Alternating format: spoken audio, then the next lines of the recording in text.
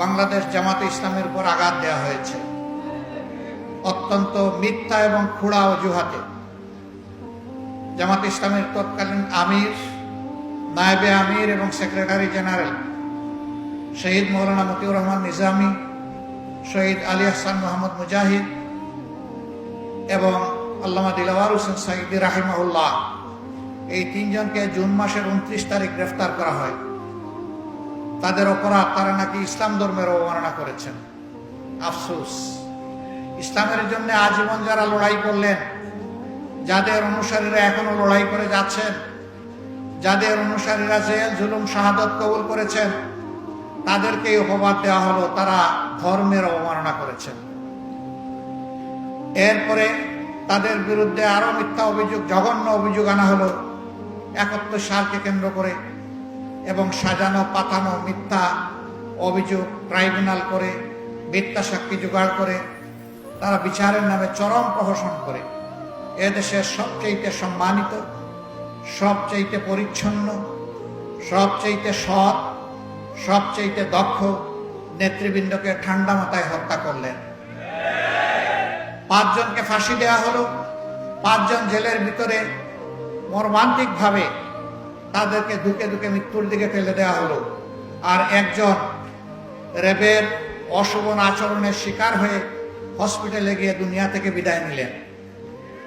এক এক করে প্রিয় সংগঠন 11 জন শীর্ষ দায়িত্বশীলকে হারালো। তার পাশাপাশি তাদের রক্ত পান করেই তারা ক্ষান্ত হলো না, বরঞ্চ দেশের প্রত্যেকটি জনপদে আমাদের শত শত ভাই বোনকে হত্যা করা হলো। মহান মনিবের দরবারে দোয়া করি আল্লাহ তাআলা এই জুলুমের শিকার হয়ে দুনিয়া থেকে বিদায় নেওয়া আমাদের সব কয়টি কলিজার টুকরা ভাই বোনকে মুহাক্কিক শহীদ হিসাবে কবুল করুন। সম্মানিত ভাই ও বন্ধুগণ, তাদের শাসনামলের নাম করা নাম কাড়া শাসনামলে হুঙ্কার ধমকি, জনগণের উপর অত্যাচারের স্টিম রোলার, খুন ধর্ষণ, গুম লুণ্ঠন,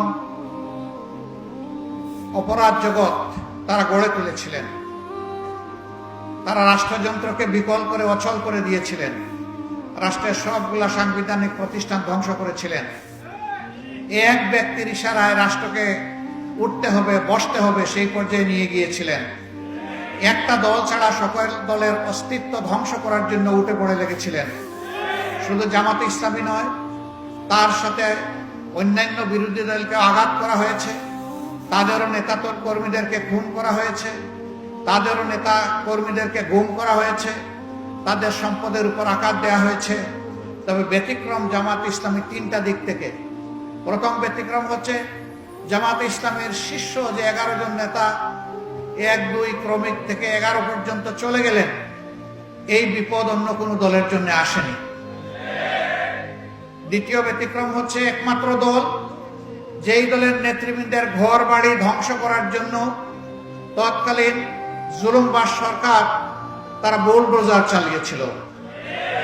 অন্য কারো ঘর বাড়ি ভাঙার জন্য তারা বুলডোজার ব্যবহার করে নাই।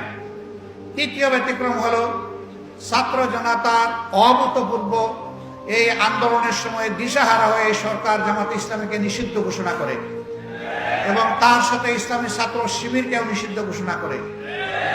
অসৎ উদ্দেশ্য নিয়েই তারা এটা করেছিল যে এই সময় এই কাজ করলে জামাত ইসলাম, ইসলামী ছাত্র শিবির বিক্ষোভে ফেটে পড়বে আর তারাও তাদের সর্বশক্তি নিয়ে আকাশ পাতাল সব দিক থেকে ঝাঁপিয়ে পড়বে। আন্দোলনের গতিপথ পরিবর্তন হয়ে যাবে, ছাত্র জনতার এই আন্দোলন ব্যর্থতায় পর্যবসিত হবে। জামাত তাদের পাতা ফাঁদে পা দেয়নি। আমরা তাদের এই চাতুর্য ধূর্ততা বুঝতে পেরেছিলাম। আমরা আল্লাহ তাআলার কাছে আশ্রয় চেয়েছিলাম, আমরা আল্লাহ তাআলার কাছে তৌফিক চেয়েছিলাম। আল্লাহ যেন এই আঘাত আমাদেরকে ধৈর্য ধরে সহ্য করার তৌফিক দান করেন।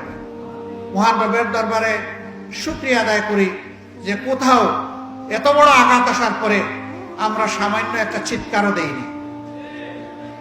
আলহামদুলিল্লাহ, তাদের ষড়যন্ত্র ব্যর্থ হয়েছে। 26 দিনের মাথায় আমরা আবার আমাদের এই অধিকার ফিরে পেয়েছি। আল্লাহ তাআলার শুকরিয়া আদায় করি এই ফিরে পাওয়ার পরে আমরা উল্লাসে ফেটে পড়িনি, বরঞ্চ আমরা সেই মহান মনিবের দরবারে সুজুদে নিজেদের মাথাকে আমরা নুয়ে দিয়েছিলাম, যিনি আমাদেরকে আমাদের অধিকার আমাদের কাছে ফিরিয়ে দিয়েছেন এবং আমাদের উপর যে জুলুম করা হয়েছিল সেই জুলুমের পর্দা আল্লাহ তাআলা নিজেই ছিঁড়ে ফেলেছেন।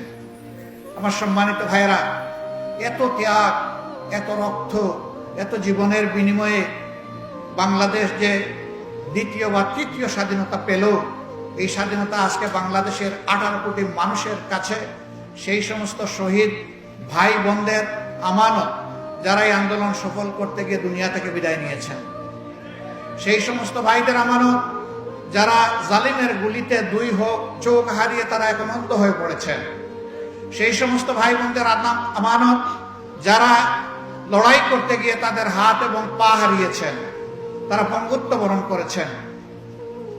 আপামর জনতা এই আমানত আমাদেরকে বহন করতে হবে এবং তার প্রতি সম্মান দেখাতে হবে।